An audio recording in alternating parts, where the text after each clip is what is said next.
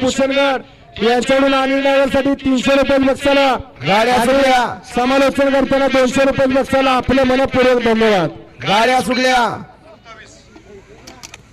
27 सुटला या मैदानातला 27 पळतोय लढत चालू आहे अतिशय सुंदर 2 गाड्यात लढत झाली 28 वळवा शेवटचा तासात आलेल्या बाहेरने सेमी झुपले का बघा 1 2 3 आदतचा आणि दुसऱ्याचा 1 2 झुपलेत का बघा येऊ दे आत्ताचा निकाल उद्या 27 चा